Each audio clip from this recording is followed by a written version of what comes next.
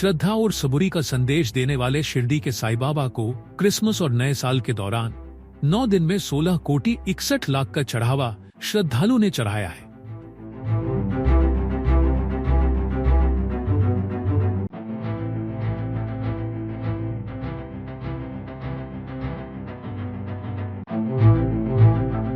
छुट्टी में लगभग 8 लाख साईं भक्तों ने जो है वो साईं बाबा का दर्शन लिया।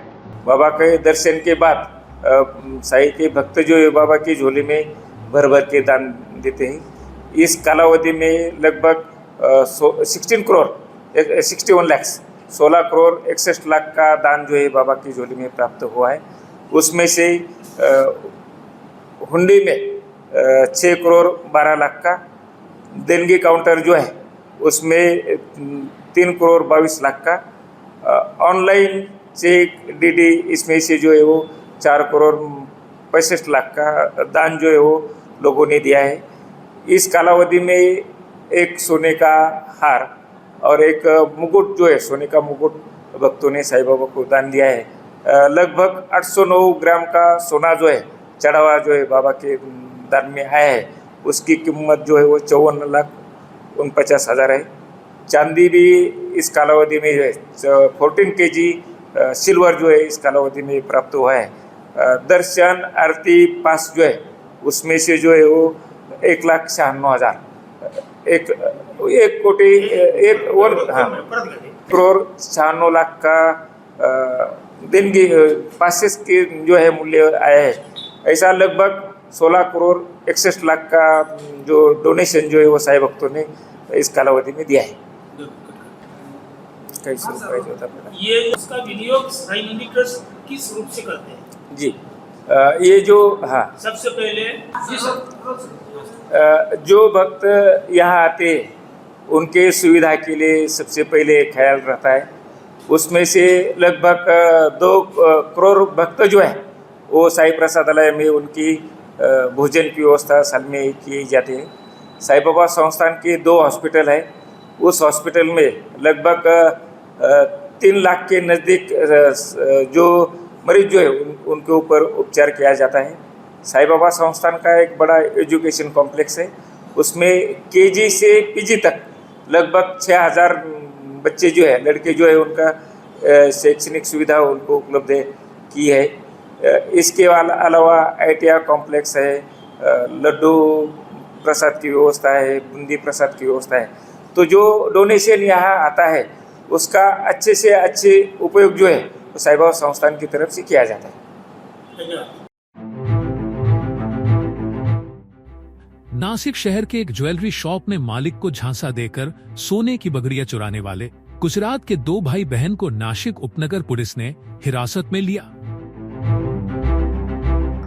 उपनगर पोलीस स्टेशन येथे दिनांक 1/1/2025 रोजी PNG ज्वेलर्स यांचे सुपरवायझर यांनी पोलीस स्टेशन हजर येऊन एक तक्रार दिली की आमच्या ज्वेलर्स शॉपीमधून 2 अनोळखी व्यक्तींनी हातचलाकीने सोन्याच्या 2 बांगड्या चोरून घेऊन गेल्यात म्हणून अशा प्रकारची तक्रार दिली।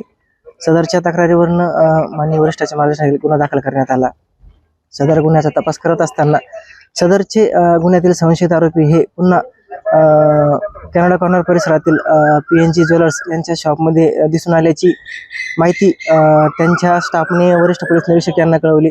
त्याप्रमाणे वरिष्ठांनी आम्हाला याची सूचना दिल्यावर आरोपीला ताब्यात घेण्याबाबत सूचना केल्याने आम्ही व आमचे पूर्ण स्टाफ कॅनडा कॉर्नर परिसरात गेलो असता सदरचे संशयित आरोपी हे तेथून पसार झाले होते।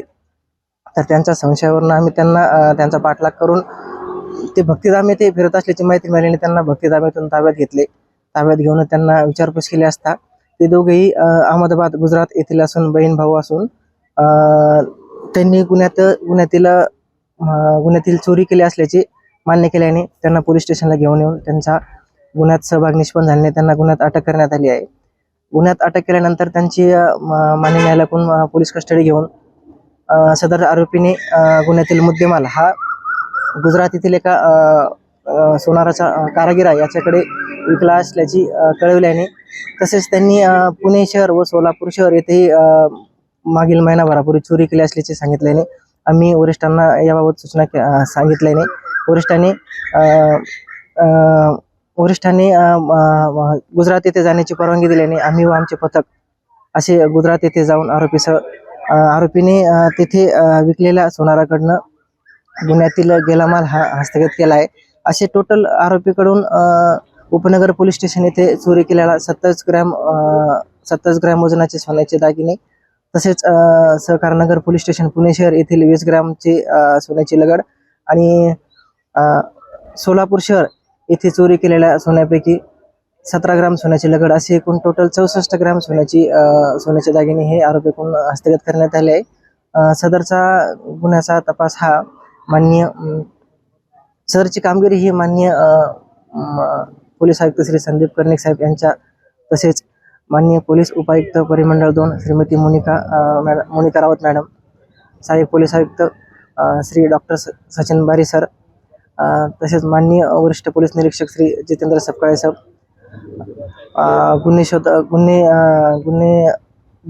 गुन्हेचे पोलीस निरीक्षक श्री जयंत फुलपागरे साहेब यांच्या मार्गदर्शनाखाली आम्ही व आमच्या टीमने केलेले आहे.